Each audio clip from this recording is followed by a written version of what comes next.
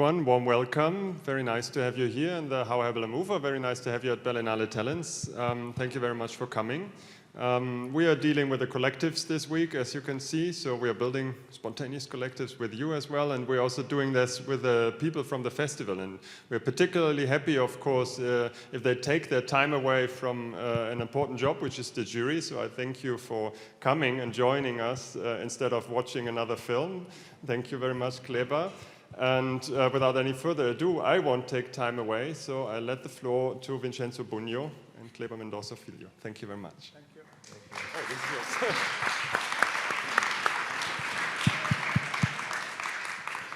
So, thank you very much, Florian. First of all, it's a great pleasure for me to be here talking with you. It's a great opportunity. Well, I run the World Cinema Fund of the Berlinale, so-called Berlinale World Cinema Fund. And we support film production in many regions of the world. And definitely Brazil was and still is one of the, belongs to the World Cinema Fund funding regions. I think we have supported already some important Brazilian films during the last 15 years, meaning during our life.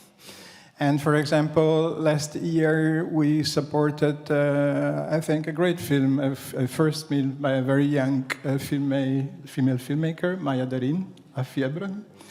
And so Brazil is very important for us, for example, also if we're talking about the political meaning of our job. For example, last year, during the so-called World Cinema Fund Day, we had a biggest part of the event focused on Brazilian cinema, particularly on Brazilian cinema during or at the beginning of the Bolsonaro time, which is, as everybody knows, a pretty challenging element for Brazilian filmmakers and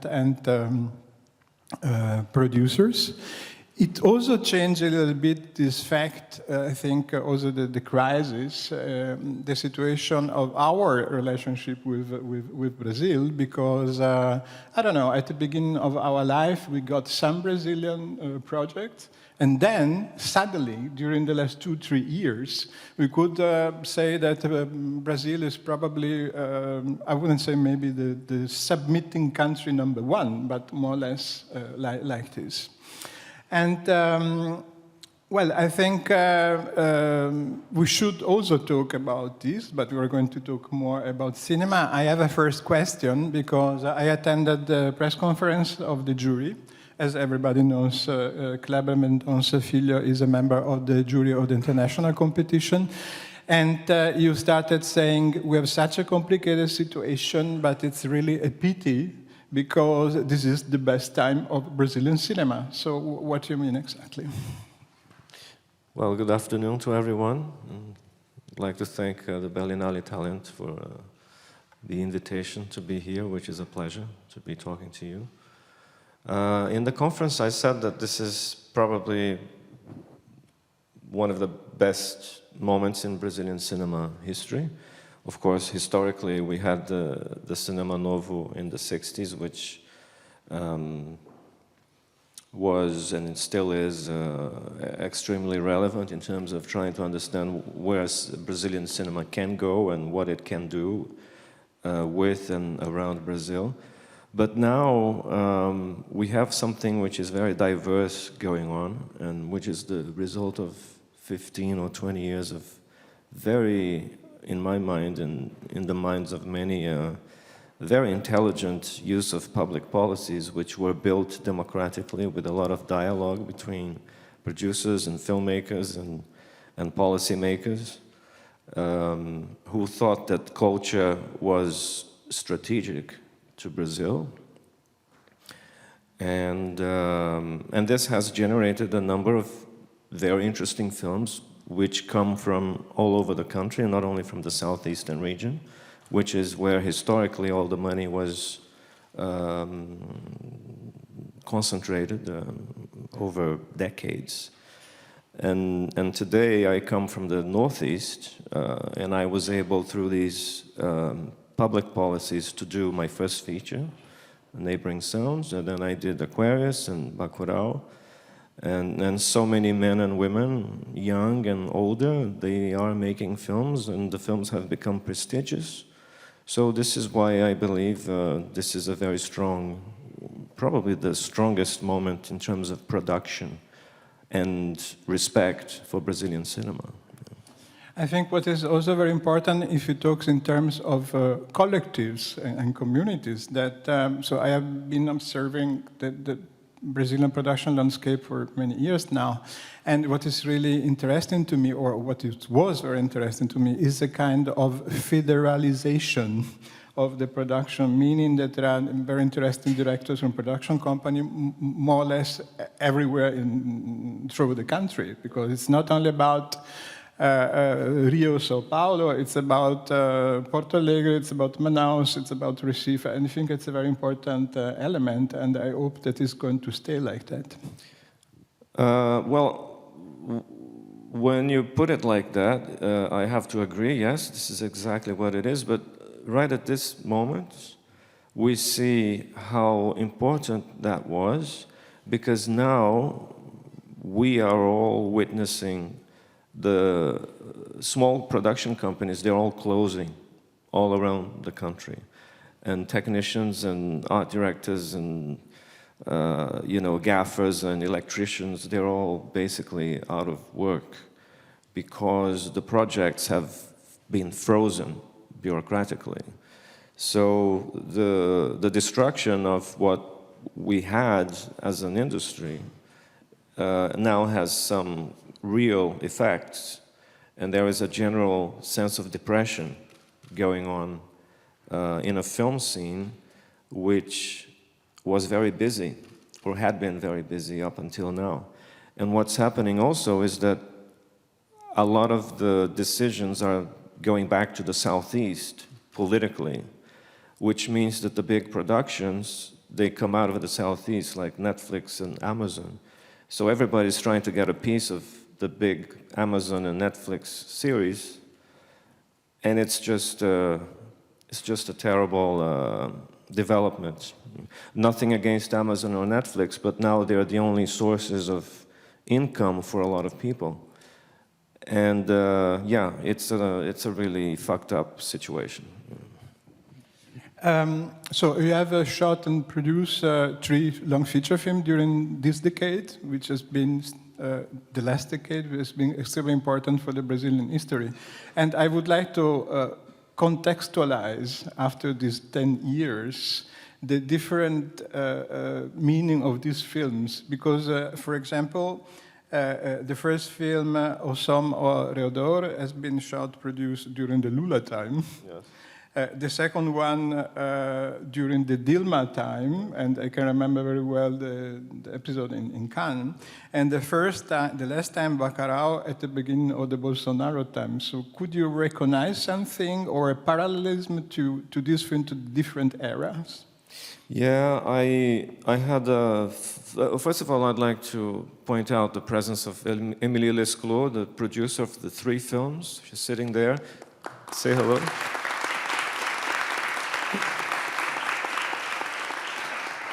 And Winston Araújo next to her, another great collaborator over there.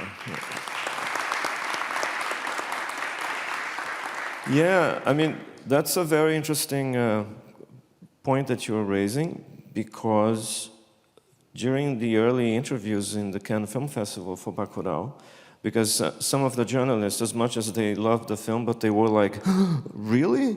Did you go like, you're making like a crazy, fucked up film like that? Because Aquarius was kind of quieter. And I realized something that is very interesting. When I made O Som ao Redor, it was the Lula years. There was some kind of stability, which was actually I had never witnessed or experienced that kind of stability in Brazilian society. Those were good times. It doesn't mean that everything was all right, because things are never all right in any society. So O Som ao Redor came out of my own observations about a society which was has always been very tense, because the conflicts, they always exist, you know, racial, social, different layers of society. So the film is really an observation on life in Brazilian society. So it's kind of ethereal in a way, it's kind of diffuse, the tension in the film. When I went for Aquarius, it was I wrote it in 2013 and 2014. We shot it in 2015.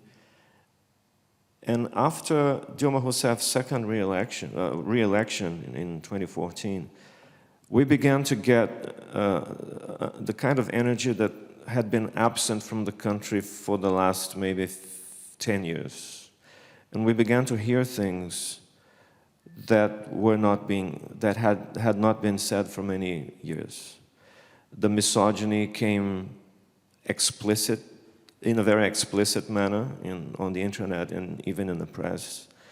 It's like the right wing came out of the holes, you know, the gutter, and they began to express themselves in ways that they would only do secretly or in talking to friends. So I found myself writing dialogue for Aquarius, which I would never have written for O Som ao Redor, because things were becoming a little more, the tone went up. Meanwhile, we were already working on Bacurau, and then Aquarius happened, and a lot of, basically Brazil left the democratic road in 2016 with the coup d'etat, which many people call impeachment. And then things just got more and more serious, and we were working on Bacurau. Donald Trump was elected. Brazil went a little crazier, and we found ourselves raising the volume from Aquarius to Bacurau, and we had a good excuse also because it was a genre film, so you can just go a little insane. And to our surprise, when the film opened in last year, it seemed to have the right tone for the madness that Brazil is undergoing now. And the film had quite an impact in Brazil. So I have rewatched your film during the next days, and it has been a very intensive experience, and maybe due to the fact that I watched more or less this film, not at the same time, but somehow, I have the impression that now I have a kind of dialogue with these films, and I have tried to automatically somehow to develop some lines, if we talk about content and also artistic profile. But one of the first lines for me on what is very important, I think it's not so difficult to understand it. You have shot the first two films in the city, and the third one is in a rural area. Yeah. So I think it's a very important big difference if you talk about focusing on different topics. And I would like to talk about this, but maybe we can start already with the first clip. It's a clip from Bacurau. Yeah. So, thank you.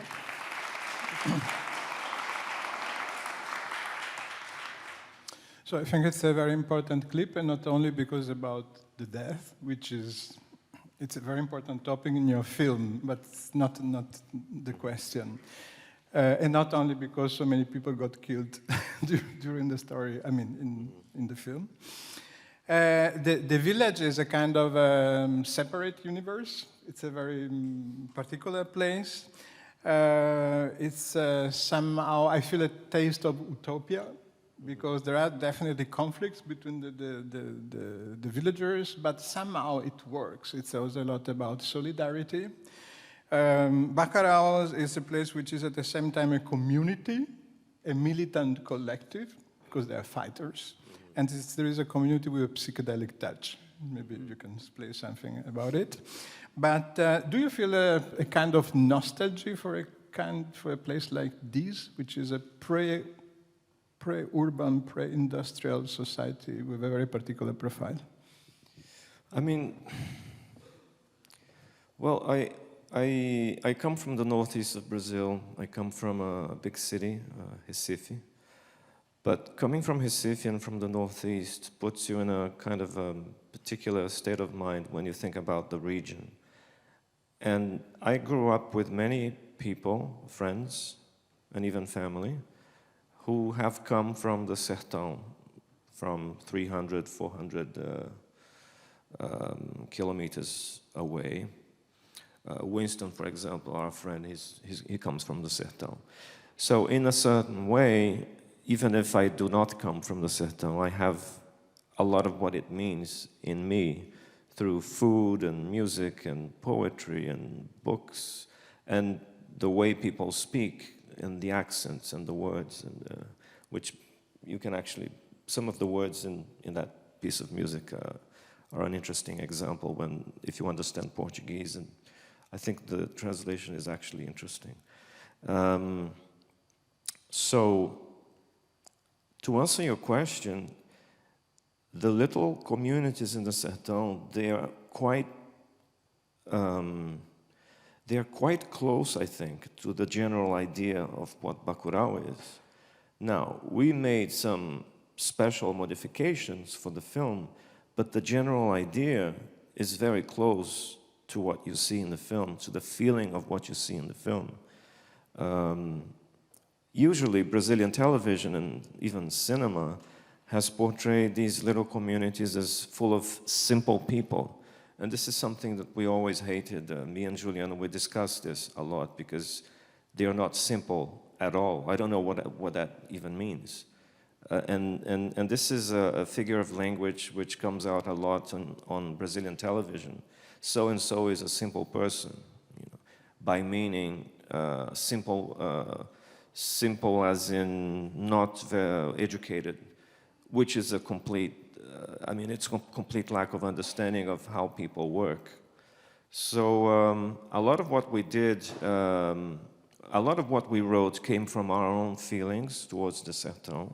And then when we did for location scouting, we drove more than 10,000 kilometers looking for places to shoot the film. A lot of what we wrote was confirmed by these trips. There was one instance, we got out of the car in a very small village, and this old lady, 80 years old, she came up and said, are you here to visit our museum? And which is a scene in the film. And we said, no, but we'd like to see the museum. So she takes us to her house, she opens the door. On her very small living room, one wall in the living room was the museum of the little community. But it was beautiful. It wasn't kitsch, it wasn't ridiculous. It was beautiful. It had little objects, it had photographs and bits of newspaper. And that's true. I mean, it's a real story. So the feeling of these communities, I don't think is a utopia at all. I mean, they do exist and they have their own understanding of their history. And this is exactly what we were after when we decided to develop this film. And one thing we did not want to do was to develop some fictitious vertical kind of approach to a region I do not technically come from. So we had to respect the way these regions and these people work. And the experience we had making the film was one of the most beautiful things that ever happened in our lives. I think the element of the museum is crucial for the film if you consider the other films, because basically you're dealing with memory, and this kind of museum is extremely important. In your film, you have focused on your hometown, which is Recife, intensively dealing, I think, with the history of the city, so with the development, with the contemporary architecture, but in a very particular way. So let's talk about this kind of archaeology and anthropological attitude, and also about the identity was Recife. What is Recife? Why is Recife such a particular place? Sometimes I think that wherever you come from and whatever nationality you are, you will find ways of portraying it in an interesting, passionate way. I actually believe Recife is a special city because of its history and its culture. But so many films have been made out of so many places which would not originally be seen as interesting, you know. There are many interesting films throughout the history of cinema and literature also. But Recife is where I was born and where I grew up, and that's where I live, and I see a lot of tension in the city, and I see a lot of destruction, and at the same time a lot of tradition, which is good and bad. I see a history built on sugarcane as a monoculture. That's the only thing the state produced for almost 400 years, which is bad, and which influences the way things work culturally and historically in the city. So a lot of that ended up in my films, and it's just, it was natural to make films in Recife, and I might make more films in the city where I come from. You know, it doesn't mean that I can't make a film in São Paulo. Why not? But, or I don't know, Bordeaux in France. Why not? But I've been making films in Recife, and Bacurau is the first exception. Bordeaux is a good idea. Probably the CNC would be happy about this if you shoot a film in France. Yes. I don't know. For me, I mean, your cinema, I mean, Brazil is a kind of open museum of colonialism. So you can see everything. It's maybe, there are also other places, but the social differences and the archaeology of the cities, everything is so in front of your eyes. And your cinema basically is also dealing a lot with social classes. I would say it's one of the most important focus, if you can say that. And it's also dealing with the relation between social classes and urban space, which is very important for me, and the development of the city, or the development of the beach. So maybe we can start with the second clip.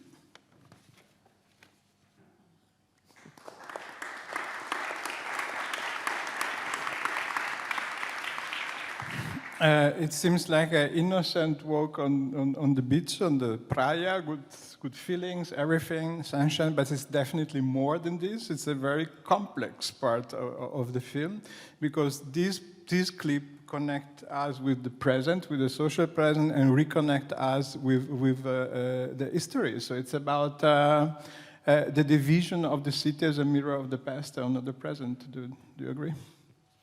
Yeah, each city has its own modus operandi, which is developed by history, by society, and by people.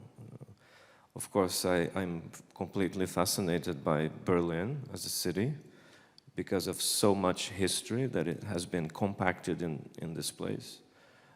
I'm always fascinated to walk over the marking on the sidewalk which says Berlin Wall. And each city has its own scars. And some of the scars, they're visible, and others you have to maybe dig a hole or scratch the painting on the wall to see some historical explanation as to why we are who we are today and why we act the way we act. The explanation about the sewage pipe on the beach is real. I mean, I grew up going to that beach, and it was very clear. It was very clear in a way that is extremely painful. Why was it clear? Because before the pipe, the beachgoers were white. And after the pipe, the beachgoers were darker and black. You could see it. It's almost like a design piece. And this is the society I come from. We are in the 21st century, and there are still incidents of bourgeois buildings which have a social elevator and a service elevator. And somebody who lives in the building, white, sometimes tells very politely the black person who works in the building, just says something like, the service elevator is fully functioning. You can take it. And this still happens today. We had slavery up until the 1888. Slavery is still is almost like an amputated limb, which is not there anymore, but you can still feel it. And this is what it is. I mean, right at the end of the scene, two bourgeois friends, they have two assistants who are sisters. So it's like they work for they have the same family working for them. And this is a story that keeps, in Usson Redor, there is also the mother retires, and then her daughter, she takes over the domestic services. So all of these things, they are archaeology, and they are also trying to understand, observe how society works.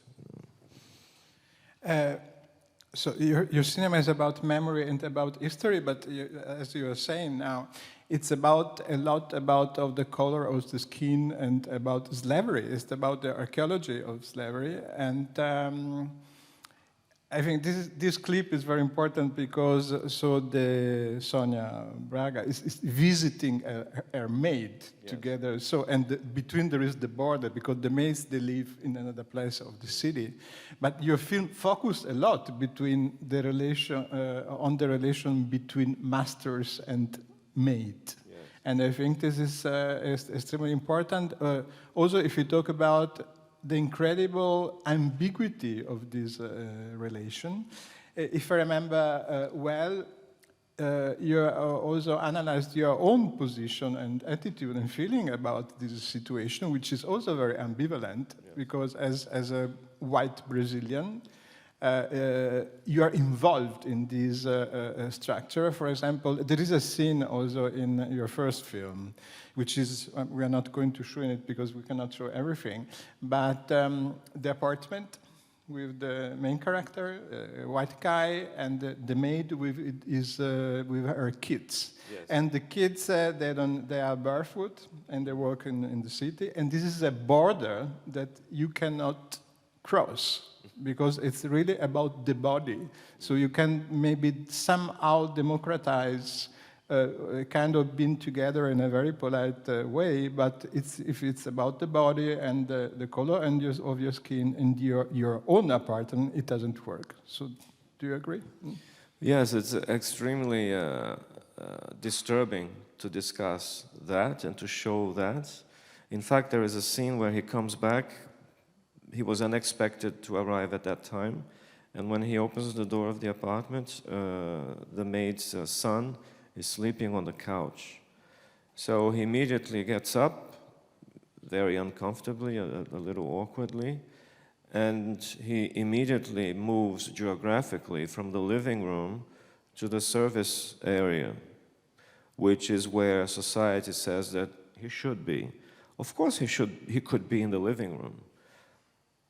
And João would not even enforce the law of him being in the service area. But there is something very uncomfortable which the film does not explain, but we made sure we got the physical body language just right, because there is movement in the living room, and he moves from the living room to the kitchen and to the service area. And João moves from the living room to his bedroom inside, and then he comes back to the service area. So all these little signs, they come from the way society has been established.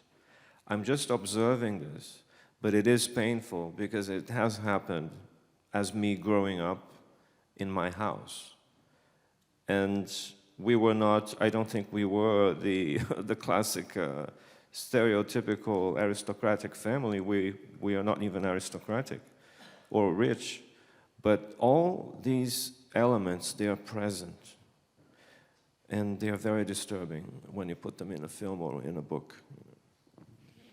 We started talking about your cinema as a kind of archaeologic attitude to shoot cinema. I think this is also very important because Brazil is about forgetting or denied the past. And it's about denying power structure, class relationship, everything. And I think also in order to explain this very complicated context, we have another scene also from some redraw.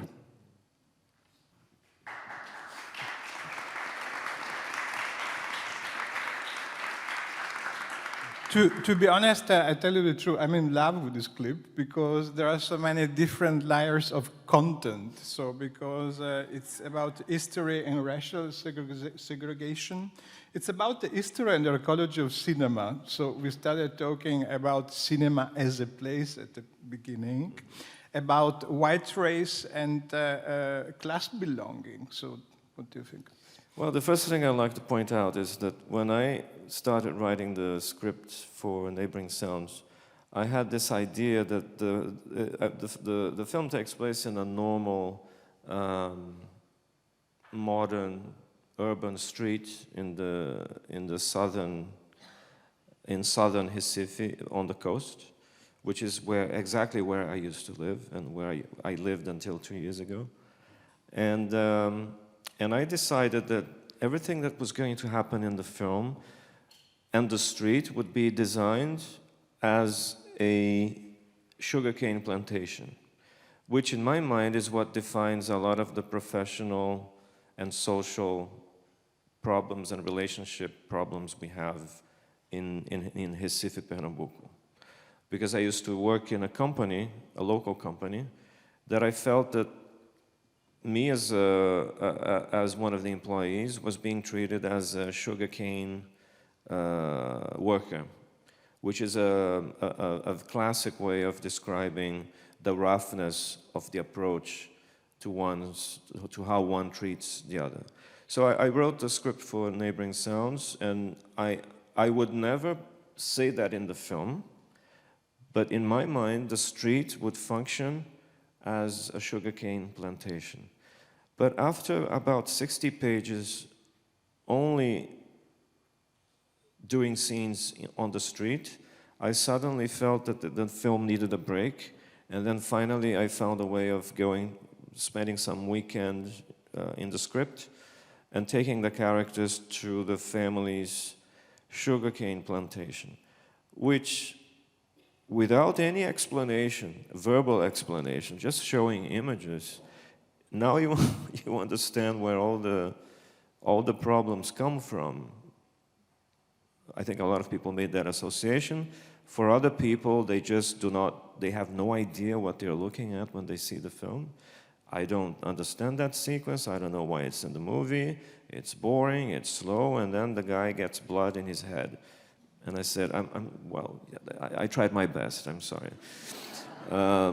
You can't really please everyone. But that sequence also shows that the sugarcane plantation was a full community. It had a post office, a school, a cinema, and it's completely decadent, and most of them have closed. So I also found a way of showing a movie theater, which is something that I always find a way of using in my films, except Bacurau. And it basically is about the past and how the past was built with money, and now the money's gone, and it's just decadence. And I see a lot of decadence in the state of Pernambuco, historically speaking. What is particularly in this sequence is the part of the shower under the waterfall, and I would really like to talk about the construction of the city, because we have, if I remember well, on the left side, the young guy, and then we have in the middle the grandfather, who is a kind of Senor dos Engeos, so a landowner. 所有的 Yeah, in the tradition. Yeah.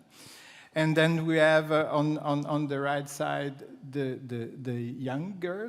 And for me, this scene is really about trying to perpetuating social classes. It's very interesting to observe the guy, because this guy is really trying to involve these people and trying to communicate that they belong to a special class. And what is extremely important to me is also the fact that it was not included in the scene, but before the scene, they had lunch together. Mm-hmm. And the old guy started saying, you should marry. And this you should marry is not related of, it was not about a romantic vision, but it's about race. You should marry in order to preserve this class and having kids. And I think it's extremely important. Yeah. Yeah, I think you got it. It's all about class and race and the color of the skin. There's a Brazilian film I cannot discuss, which is in competition, which is also about many of these themes. It's a great theme in Brazilian cinema and Brazilian literature. And I find it amazing when Brazilian films or books they manage, through a lot of work, I imagine, to avoid completely these themes, because they are part of our lives. I would like to talk about editing in your cinema. It was an interesting example, but there are so many other editing structures which are very appealing to me. I think you have a kind of a psychoanalytic approach, or what is also very important to me is the relation between editing and sexuality. So in different films, because you have sometimes some characters being, I don't know where, in a bar, in a cafe, or attending a party. Then you see this character, and then a kind of sexual relation scene set 30 years ago, something like that. I think it's very important because you're dealing in a very deep way with our daily reality. So we are not always here. We are always dealing with our phantoms and dreams. And editing is a kind of wonderful way to deal with this. Yeah, but cinema has been doing this for quite a while, and it's beautiful when it's well done. I really love the idea of making a film, and the film is called Aquarius, and the film is about memory and tactile memory also, not only what you remember, but also what you can touch. So the film begins in 1980, and then we fast forward to 2015. But in 1980, we go back to maybe 1950 or 1948 in a 70-year-old woman's memories. So the timeline for the film now is expanded from 1950 to 2015 with one stop in 1980. I really like that range that the story could give me. And she's in her birthday celebration. The kids are reading an homage that was written to her, and her mind wanders when she looks at a wooden chest, which is a piece of furniture. And that piece of furniture reminds her of something, which is a very good sexual memory that she had with a man. And she's completely out of the homage, and she's thinking about sex. But there are very brief editing moments, but they were almost enough to get the film an 18 certificate in Brazil, which we did not get in the end. But it's funny how not even 3 seconds of sexuality can get you an 18. It's crazy, isn't it? You can explode ahead and everything is fine, but if you show sexuality in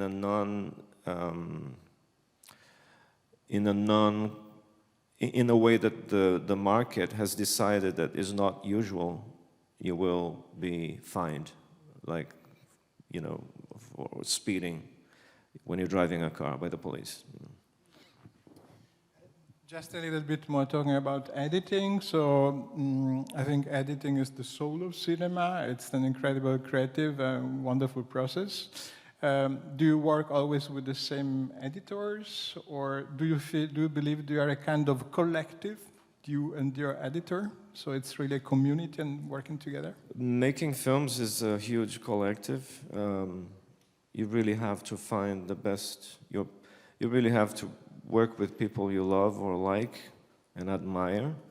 I edited Bacurau. Bacurau was also directed by Juliano Dornelles, a good friend. But I did Bacurau and Aquarius with Eduardo Serrano, who's he's a good friend and he's a great collaborator. And it is a collective. We edited Bacurau for 10 months. We saw Aquarius, we edited for 6 months and 3 weeks. And we saw Redraw was a completely different process. I started with an editor and ended up editing alone. And I worked for a year and 3 months. It was too long. But that's what I really needed to make the film work. I spent 6 months thinking that there would be no film, until I finally clicked and I found how it could work. And what about sound editing? This is also very fascinating, your film, because you can tell a lot with sounds. Yeah. So you have a soundtrack, but at the same time you can hear some other elements, so sound elements. This is very fascinating to me. This is always, there are many other directors who deal with telling stories with sound, but it's a very precise moment or precise strategy in your work. Sound, I mean, I really believe that if, I always say this, if the film ever played on the radio, it should sound interesting as a film playing on the radio, you know. It should have interesting sounds for you to listen to and mysterious sounds. And sometimes the sound for something very trivial doesn't have to be the trivial sound for something which is visually trivial, like a door closing. You could maybe put something else in there. And of course, we can do a lot with sound these days. Neighboring sounds, I edited a lot of the sound myself. Aquarius, I was part of the sound design, and I always have these ideas that have to do with sound. But in Bacurau, there was an interesting situation, because the opening of the film, it begins with a very expensive CGI effect of the stars. It's a little like kind of a Hollywood image of the universe, and then you have planet Earth. And originally, we wanted John Carpenter's Night track opening the film. But when we put it against those images, it looked just like an American film, because the CGI was quite well done, and the sound was very industrial from John Carpenter. So I suggested that we use Caetano Veloso's Não Identificado, sung by Gal Costa. And now the tension between the image and the sound made it work. And then the John Carpenter track went to the capoeira sequence, because when you see people in the capoeira, the last thing you expect is to hear John Carpenter. So the tension between the image and the sound is often what I'm always thinking about, you know, when I make films. I'm happy you are talking about the capoeira scene, because I was starting editing this scene, because you have the soundtrack, you have the sound in the capoeira, which is completely different. Yes. And then I said to myself, no, then it's too much. We cannot watch or we cannot screen all your films. But it's for me, it's a very important example of this way of working with sound. We have now another clip, also from your first film.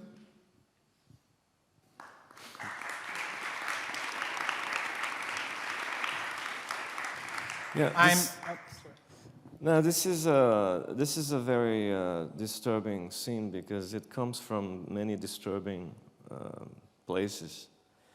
I don't think I don't think I ever discussed this publicly, but in 1987 I went to a school, and just outside the school there were all the, you know, the bigger 18, 19, 17-year-old white rich kids, and a very small street kid, black, he tried to steal the watch of a girl, and he was caught by the bigger rich kids, the white kids, the same kind of kids that I studied with. And I saw when they began to hit this little boy, and they broke his nose, and he ran away screaming and crying. So that's one thing. The other thing is, in 15 years ago, we had something very unusual, which became almost like an urban legend, called the Spider Boy. Spider Boy was also a black boy who had an amazing and very strange talent of climbing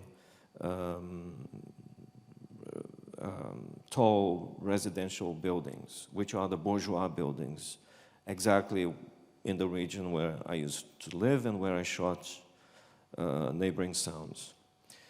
And he had a very strange talent because he was very good at it, and the buildings were definitely not made to be climbed. It was a very dangerous thing to do. But the strange thing is, sometimes he would enter the flats, the apartments, through the terrace. Sometimes he would use the cell phone company cables installed at the back of the buildings. He would go into the kitchens and eat a lot, and he would often even fall asleep on the couch. And in the next morning, people would wake up, and they would find a 13, 14-year-old black boy sleeping on the couch. Sometimes they would open the door and send him away. Sometimes they would call the police. And then he was arrested many, many times, and he went to institutions where he would always run away, and he would always end up in some building again. And then one night, we just learned that he was killed by someone who shot him 13 times. 13 times, yeah. He was executed as now a 16 or 17-year-old boy. On top of all that, which is all reality, we can think about the Saci Pererê story, which is, I mean, it comes from the mix of African stories and folklore, which is a magical black boy with a pipe and with a strange kind of red, not a hat, but a kind of hood, yeah. And he has only one leg, and he hops almost like a kangaroo. So this is part of Brazilian folklore. So all of that, in a very strange way, ended up in O Som ao Redor, in the figure of this boy. And I don't think I ever gave a more technical explanation to a character who came very naturally and organically into the script. 12 years later, I can tell you all of this, but I would never have been able to tell you that when I was writing the script. Why is this boy here? I don't know. I just find him interesting. I think it's probably the spider boy. So I had more or less the same feeling, because I say myself, this boy, maybe it's real, maybe it's not real, maybe it's a dream, maybe not. It's, for me, it was a kind of vision, which is definitely related with the history of the country. So this boy, for me, maybe it sounds a little bit strange, but if this boy is the history of slavery. So you cannot forget it, and slavery, as you said at the beginning, still exists. This boy, I mean, I'm not really into establishing a final word on this boy is the history of slavery, but when you say it, it makes complete sense to hear that. But I don't think I could say to all of us here, this boy is the image of slavery. But I'm sure he is. Is it clear? I think it's a good introduction to my next question or my next block of meanings. Because your film deals also with rebellion. So in all your film, there is an important rebellion topic or some characters. We are rebellious.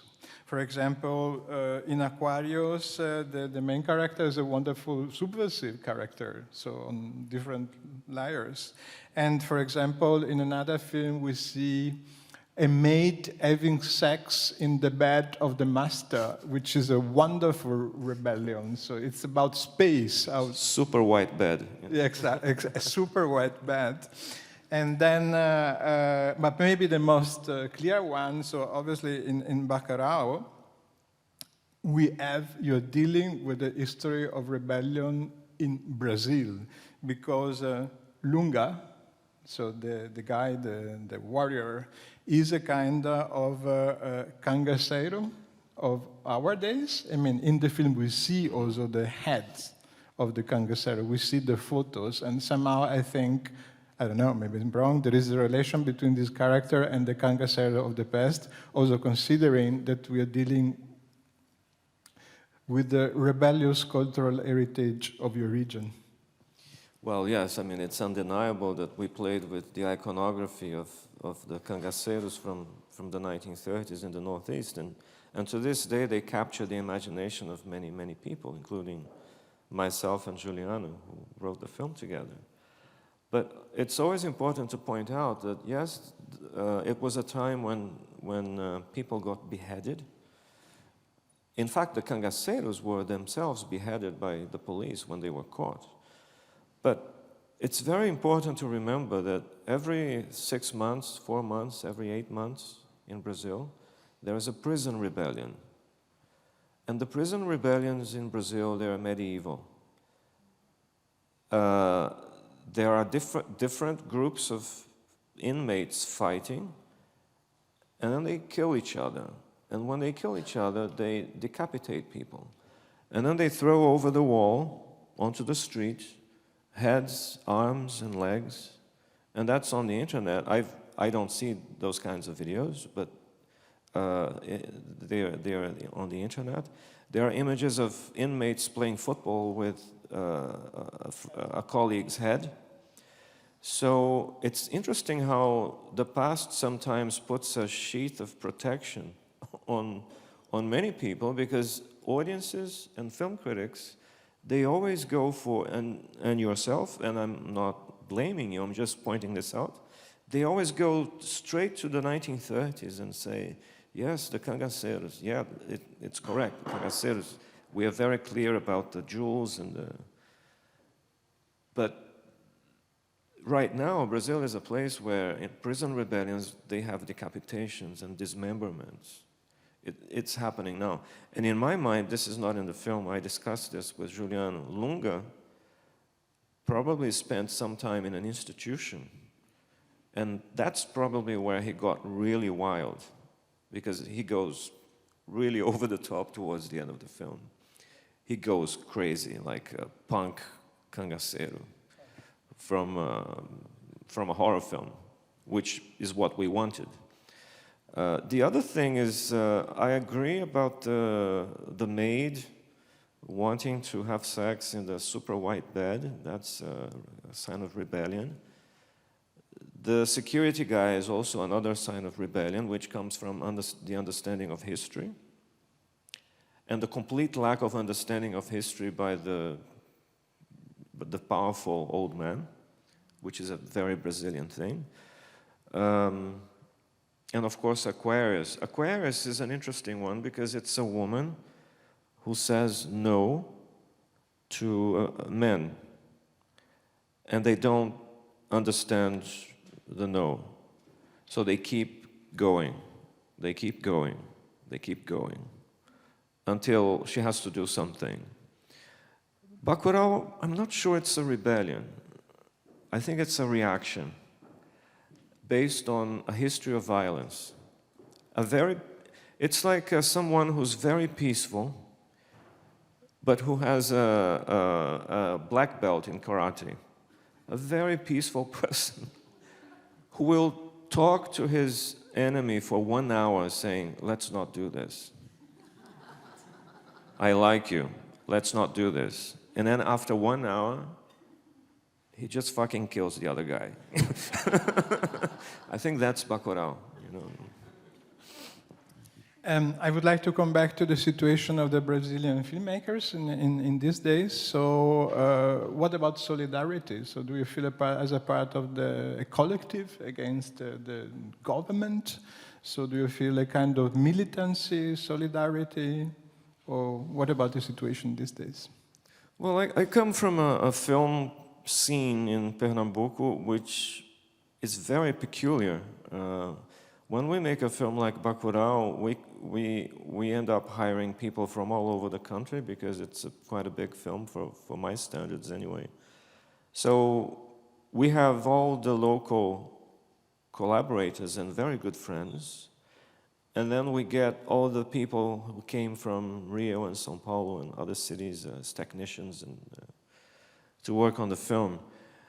And we always get this reaction from the outsiders saying, you have a very peculiar way of working here. And they say it mostly with admiration, sometimes with dismay, because sometimes the technicians are unionized, so they become a little tougher to deal with. But in Recife, there is always a strong sense of community and a strong sense of collaboration in making films. I don't think that's going to change. It's probably going to get closer and more.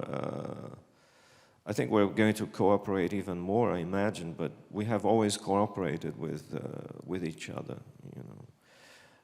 And like I'm sure Berlin has the same thing in its film scene. There are the little groups of, you know, but I don't know those people, or I don't get along with that one, but this is my group, this is the one I like, this is the sound designer that I like, this is the editor that I like, and we are friends, and that's how cinema works. I really believe that making films is about trusting. I mean, making films is tough enough, so you don't have to add other layers of tension by working with the wrong people, you know. But the wrong people for me can be the right person for somebody else. You know? It's just like in friendship and love relationships, you know. I would like to talk about another collective, also considering that you are a film critic and a festival director. So your festival is Janela Recife. I would like to talk about an important collective, which is the audience in a cinema. So I think it would be very important to talk about cinema as a film, but also as a cinema as a place. And considering that you are also a festival director, I think, I don't know, what about defending cinema as a place of being together, sharing a film experience, being a part of the city? I've been doing this for many years.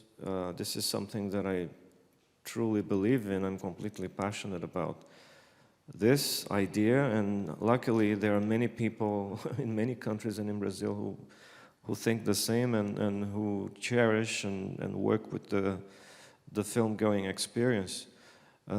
It's interesting to hear the word Janela here, because we are in Berlin watching films. Of course, I'm in with the competition, but yesterday I managed to escape to see a film at Forum Expanded, and for me, that I can already see it being projected in our wonderful 1,000-seat 1952 movie palace, which is in downtown Recife, an amazing place, which has really shaped 70 years of cinephilia in Recife. It's a very special place. We're very lucky to have that cinema, and I think it's a great example of how architecture, history, personal lives of so many people and the history of cinema, they come together to give you a very strange feeling. I mean, once you go in, it's already special, and then the films, they interact with the place, and yeah, it's something that is much discussed now with everything that's been happening to the industry, with streaming, with the way Netflix has come into our lives. But I just read the Nostradamus report from Rotterdam. You know that report? And they said that in the next 5 years, as streaming is going to go down, and the film-going experience will go up. So I love to read about that. I agree with them. I'm happy that Nostradamus is supporting us. So we have a last clip, which is just a kind of homage to the memory and to the past of the country. So the last one.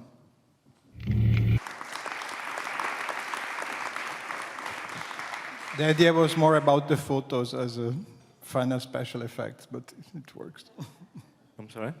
The idea was to show more the photos because it's more related to memory, but it's at the same time a very important part of the film, also considering the urban structure. Yeah, I mean, there are no coincidences really in life if you think about them. Sometimes we are so impressed by a coincidence, but if you try to analyze it, there are no coincidences. The photographs were found at the same history department which my mother funded in a foundation which is connected to the Ministry of Education. She founded it in the late 70s, and that's where I found all those pictures. Not a coincidence that I grew up listening to stories about how society works and how fucked up it is because of how history plays with different elements of society, and that's how I was led to make these films. So the photographs, they are all about the state of Pernambuco. They were taken no more than 60 kilometers away from Recife in the 60s and in the 50s. And yeah, they are a very brief explanation of why the state is the way it is. It features many fences, which is a recurring theme in the film. There are probably 6 scenes in with the very discrete elements of fences and gates in the film. And one of the memorable pieces of dialogue towards the end of the film is, it was over a fence. You killed our father because of a fence. So that the very first photograph in the montage is a fence. And then you see more fences, and then there are scenes with fences in the middle of the film. And the other thing I did not mention when I was talking about Spider Boy broke something which is sacred in Brazilian bourgeoisie, which is security by gravity. So the higher you live, the safer you are, because of course, nobody's gonna come in through the window, right? So he was a major threat to the notion of feeling safe. And I imagine this is why he had to be taken out in the most violent and exemplary fashion. This also explains the messages written on the street, like happy birthday, blah, blah, blah, I love you, so-and-so, and because people have a vertical life, you know, they wake up in the morning and they see there is a message. Sometimes it's also, you owe me money, pay now. Okay, thank you very much. Maybe you have some questions for Kleber? Yes. Oh, I like it very much. What is that? Apparently it's a microphone in a box, in a pillow, I guess. I was just curious to hear you talk about your writing process and the degree to which the film changes from the screenplay to the final edit. Yeah, that's always an interesting question. In fact, I'm preparing to publish for the first time my 3 scripts in Brazil. They are going to come out in May, in Portuguese, of course. And I wrote an introduction to this book, trying to explain some of the choices in the writing process. And I decided not to edit the scripts to bring them closer to the finished film, so that when you read it, you will try to understand what was written and what was changed in the film organically because of the way actors give you great things, and because of schedules change and sometimes money crunches, budget crunches. But I need a moment where I have to sit and write. And if I'm in a good month, it can come out very quickly in terms of the writing process, or I can just get stuck with procrastination and not being able to do anything. But just before I came to Berlin, I was in the middle of writing something, and I had just hit the best possible rhythm. And then I had to stop and come here. So it took me like almost the full month of January to get there. And then when I did, I had to come to Berlin. So, but I'm really I'm enjoying being here. The films that I see are inspiring, and everything, and the people I meet, everything is part of the process. Thank you. Maybe there. Plop. That's cool. Hello.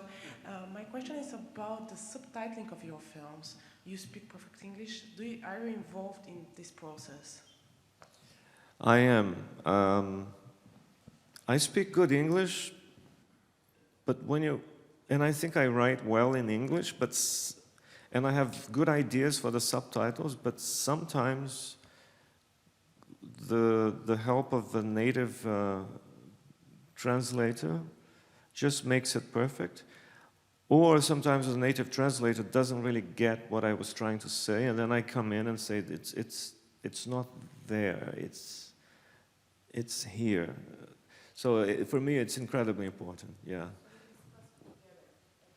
It's always discussed together. Yeah. Bacurau, we were in Paris in the post-production, and I had 2 full afternoons just going through the French and the English versions.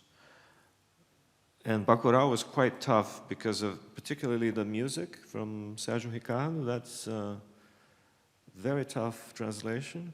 But as a cinephile, I've always been in love with subtitles. I think subtitles are part of cinema language. Too bad the Americans don't believe that.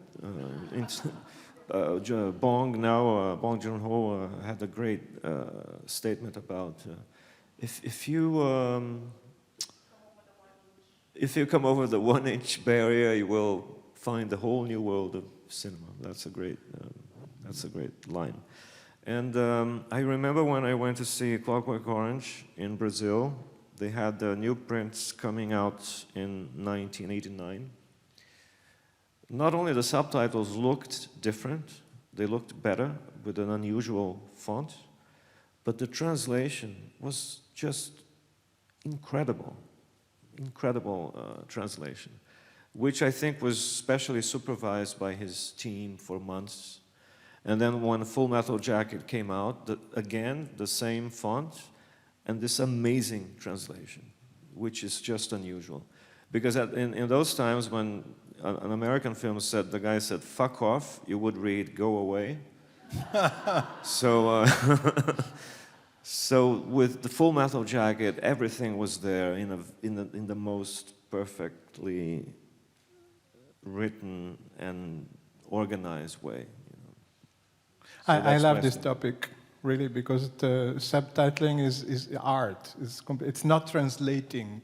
It's Yes. getting the soul of the dialogues. It's such an incredible challenge and a big pleasure to find a Yeah. good solution. I remember the subtitles for the original release of The Big Lebowski in Brazil were terrible. It's like the person was not in the film, was not into the film at all, did not understand anything, none of the jokes, nothing. It was just a complete assassination of the film. So none of the irony, nothing was there. And I wonder how something like this can happen. Maybe we have another question. Hi, I would like to know if you could talk a little bit more about your feelings about the streaming business in Brazil, like Netflix and Amazon, because right now they're very important because they're hiring everybody that is Yes. out of job because of the cinema business in Brazil. But at the same time, I have like a very ambiguous feeling towards it because ideologically, I don't feel they have like Brazilian cinema at their best interest. It's almost like neoliberalism meets cinema right now in Brazil. So I'd like to know what you think. I think what you're saying makes sense. I mean, the problem in society and capitalist society is that instead of adding things, you have to subtract, because if somebody will make more money if you subtract something. On top of that, we have the political situation with a government that really despises artists and cinema and any form of intellectual expression. So that's one thing, but I think Amazon and Netflix should be something new, should add to what we already had, and not to be the only option that technicians and people who work in the industry have to put food on the table. And this is what's happening now. But it's been a very unusual success story. It's been very fast. Suddenly, you get The Irishman in 4K in your living room everywhere in the world at the same time. This is something new. And then you get people saying that you cannot see it in 5 parts. You can't fall asleep. You have to see it in 3.5 hours. Yeah, but I fell asleep not because of the film, but because I was tired, and I saw it in 5 or 6 parts, and I still love the film. I shouldn't say this publicly, but that's what happened. But I don't know what to say. I just think that we should be adding new possibilities and not subtracting them. I would say we have time for the last question. Oh, no, they say no, we don't have time for the last question. It's a pity, but I understand the situation, the schedule. I have to see Hong Sang-soo's film now. Oh, okay. Wonderful. Thank you very much, Kleber, and thank you very much to everybody for attending Thank you this very much. conversation. Thank you very much. You were great.